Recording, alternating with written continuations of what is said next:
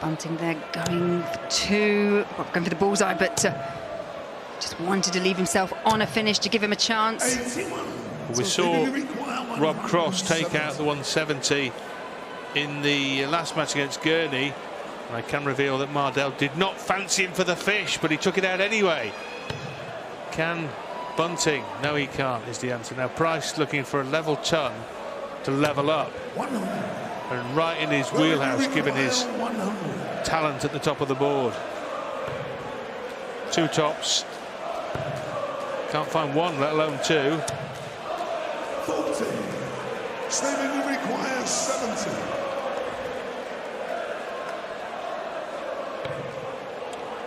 The right. Game shot, 7-8. Excellent darts there from Stephen Bunting. Gavin Price making his 9th appearance at the match play, and he's gone out 6 times in the first round. I'd say someone like Stephen Bunting, you look back at his record when he was at the BDO between like 2012, 2014, obviously won the World Championships there, 2-time World Master. Just never really quite pushed on as much as we'd expect him to have done when he's moved over to the PDC. Always been steady, but just not really able to break that top 16.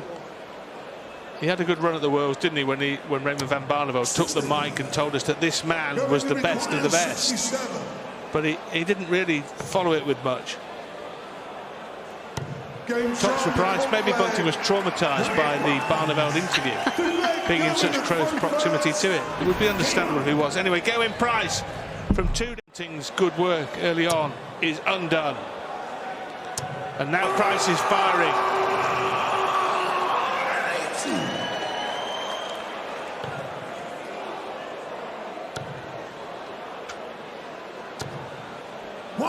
Well, during the Premier League, Laura, and you'll remember, is we changed our mind who the best player of the world was every week.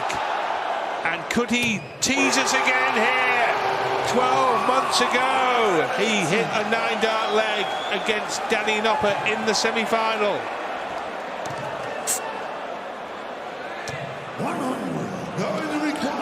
He likes to go up to go down and back for the double. Treble 19, treble 20 for double 12. Oh, Ganwin. It would have been 2 in successive years at the match play. The 9-dart king.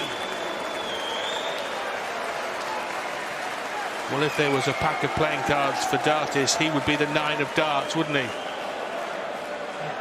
Absolutely, in a sportsmanship like fist pump from Bunting there. 7 perfect darts from Price. 6. Going to require 56. Well, he felt there, Bunting, I'm sure, that the leg was gone, and he was quite happy to stand there, the best place in the house, and watch Price hit another 9-dart leg. In the end, it took him 11 darts. But he leads, finishes the 9-dart legs. And here, in a real tussle against Stephen Bunting. And he's eyeing up a break, though, isn't he, to put some clear daylight between him and his opponent.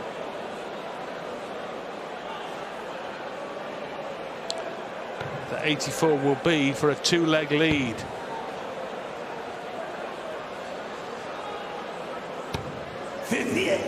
Yeah, Bunting not able to respond, so 84 required.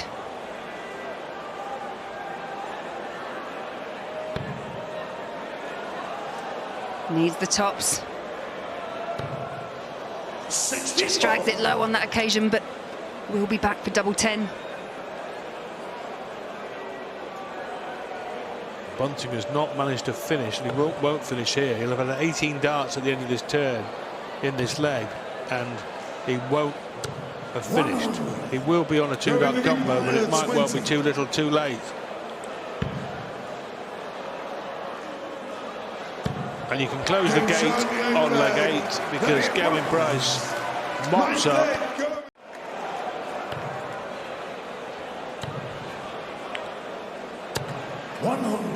Bunting started this leg with a 180. Price has hit one with what he hopes will be the penultimate visit of the leg. 10 leaves tops. Well, that's happened a couple of times, that Gavin Price. He's dragged darts at tops down. And that might be a takeaway from the match if he goes on to win, and something he might want to work on. Single, double. 60. Going to require 20. It's like you said before, carving out those chances, you've got to take them. Price needs double 5. Pins double 5, and you can see what it means to him. 2. I mean, omens are clearly mumbo jumbo, but 96. it'll be a talking point, won't it, when we get to that match, if it is Cullen versus Gerwyn Price. As you say, if it is, everyone does love a good narrative.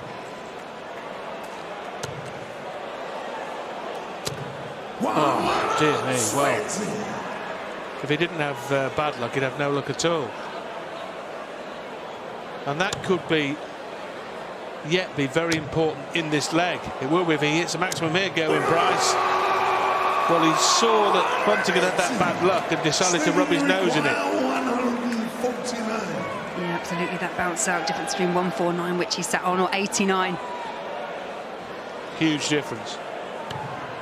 Or maybe it isn't. 97. Well, it's probably denied him a dart or darts at a double. Will he be back for 52? Tops, tops. Last time he couldn't find either. He's found one this time. Another in there, and Price is 7-3 up.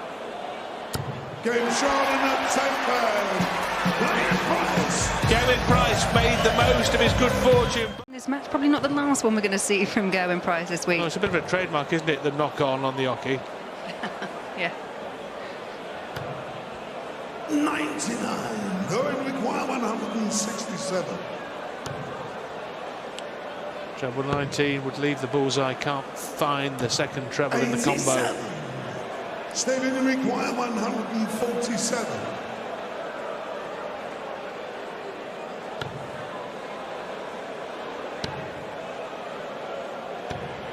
58. Well, we saw a 2-dart kill on 70 in the last leg. We can see a 2-dart kill on 80 if he can hit double 10 first dart. He can't. He has to use the third dart at double 5. 75. Staying to require 80. And these, you feel, are the chances that Stephen Bunting needs to take if he's got any chance of staying in this tournament. Just taking his time. I think he knows the importance of this leg.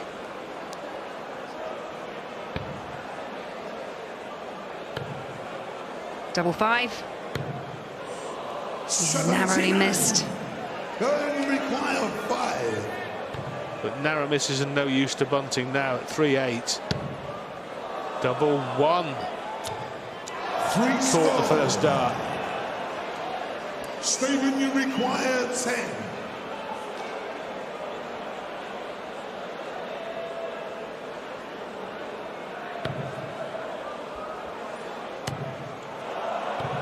Now Stephen Bunting muffs the finish and busts his score deliberately. Double 1 for Price, and he gets there in the end. It was hardly convincing at the back end of that leg, but the margin of victory is looking like it's orange, yeah. But there's been no, well, tangerine actually, to be fair, before we get complaints from Blackpool fans.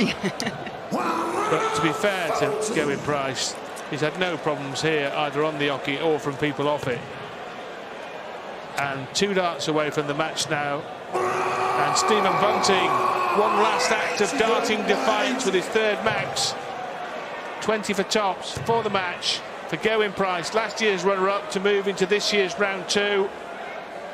And he's there. And Gerwyn Price, despite dropping the first 2 legs, made a real mid-match move from 3-all. He steamrolled Bunting with 7 consecutive legs to romp home by 10 legs to 3, and he enjoyed it. Why wouldn't he?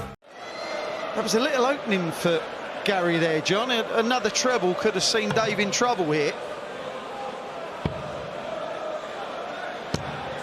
43. Well, there's trouble. Anderson now 6 darts for 208. The standard we've seen so far in the match would say that's quite doable. A treble is turned says, wait a minute, that's going to be pretty difficult. So Chizzy, the ball's back in his court. Yeah. And it's just a setup visit, but what a visit he can have here. Oh, that leaves it a bit precarious.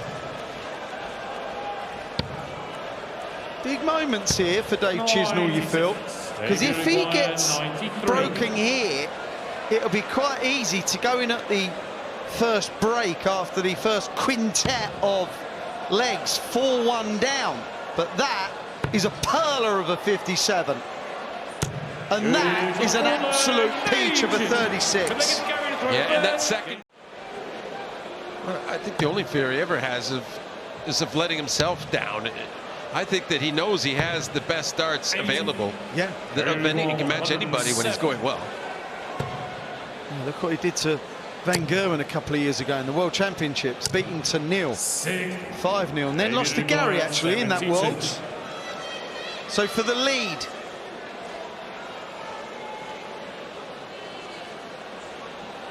like I say, can be a little methodical in getting to the board. 36 for 36. Double 9.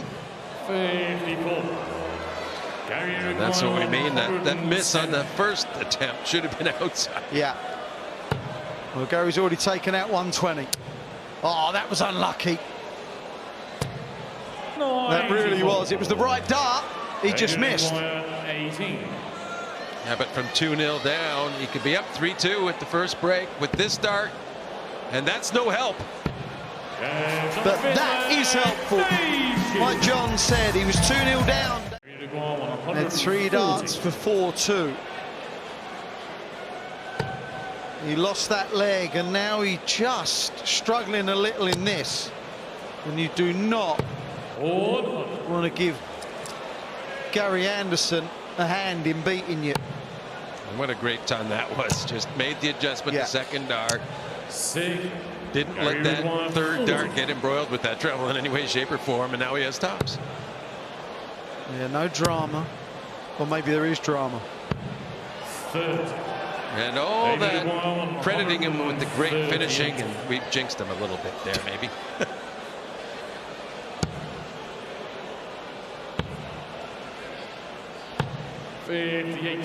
Well, this has been a scruffy leg from Dave Chisnall. 80 left after 18. You feel that Gary's going to get it this time, and he does. Yeah, I mean, again, like, he's not one to spurn a second. If they're not playing particularly well and beating you. It's kind of like when you have a lead late in the match, and all you really need is steady tons, and you can't do it because you're pushing for it. Yeah. But this is a whole match thing when you're up against it. Well, he's not going to take out the 160 here, but he's going to leave it really handy. And Chizzy's set-up shot to leave this 167 was absolutely sublime. What 6 darts this could be. Wayward again. He's becoming exasperated. And to the right as well. Oh, and that won't help the situation, Eddie. It's double exasperated. Yeah.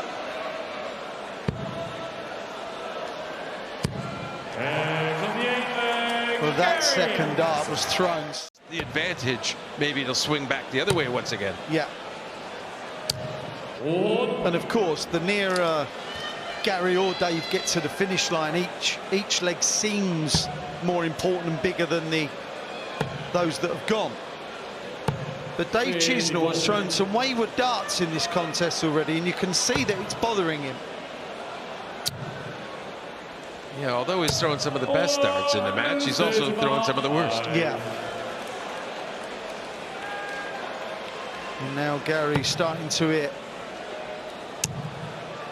more 3-figure shots than Dave Chisnall. At the moment, there is only one man that looks like winning this contest, and he's leading 6-3, and that's 4 on the bounce. Chizzy is in trouble. 7-3 going in at the second break is a kind of mini darting disaster, but 6-4 can make you feel so much better. Yeah, it's maintaining only being down the one leg.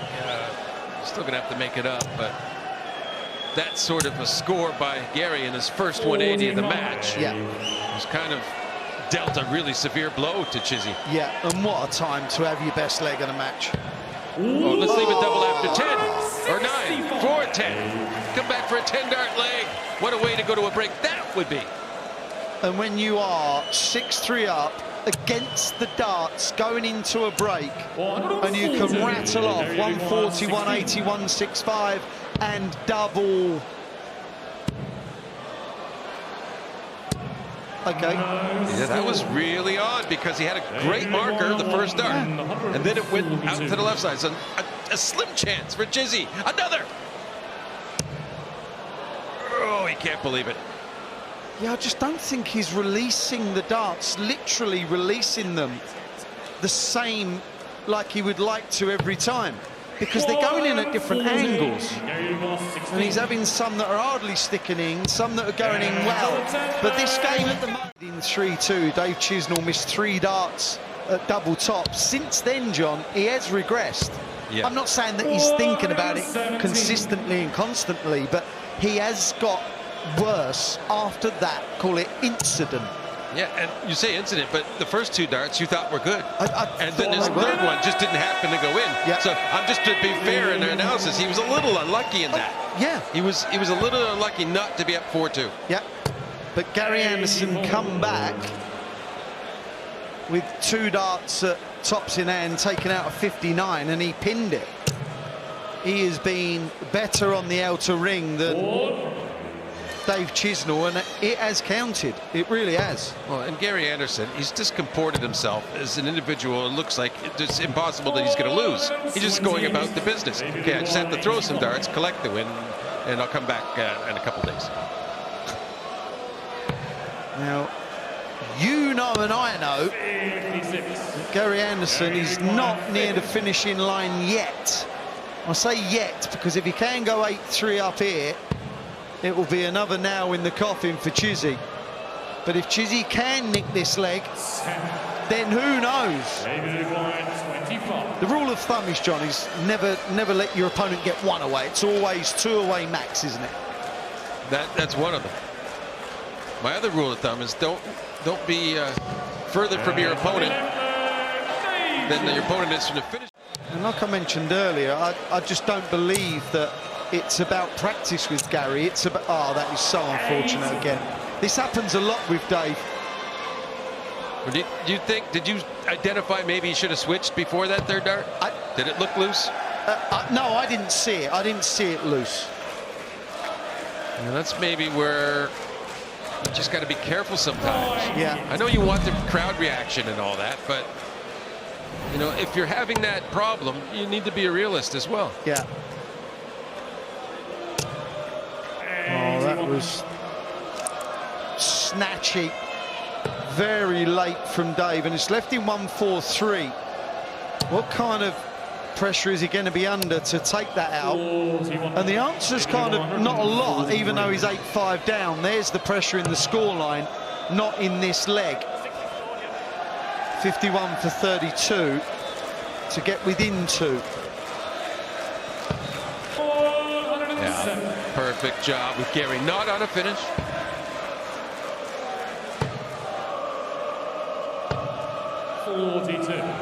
Some slack visits the last couple of legs from Gary Anderson. I know he won the last leg, but he won't like some of what he's doing. Agreed, but at the same time, he knows this is the leg, the boss once again.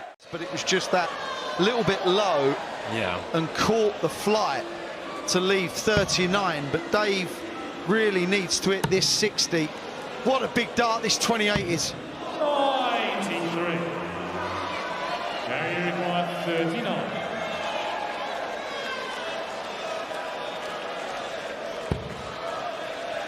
To move within a leg.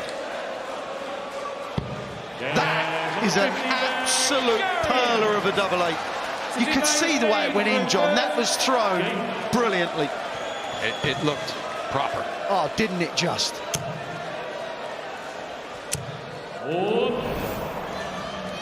Look at it. No offence to the... Apologize. It's just all faux. It's... yeah, faux apologies. From what should happen from now on, whoever does it, you dock them, the leg goes to your opponent. Yeah, That sorry. stopped Okay, it. well, you can have the leg then. Yeah, I can see what you mean.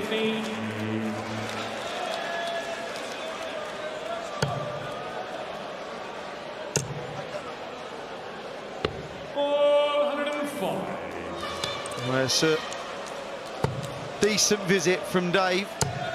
In a leg, he simply has to win. 140. And all the pressure on him. So this 96 has got to go somehow. Loves double 18. Can he get it for the third time in this match? The answer is no. 46. Those two missed darts may be the last darts that he throws in this year's World Matchplay. As Gary says, sorry for winning. Don't be sorry, Gary. That is a 10-6 win for Gary Anderson over Dave Chisnall in this, the first round.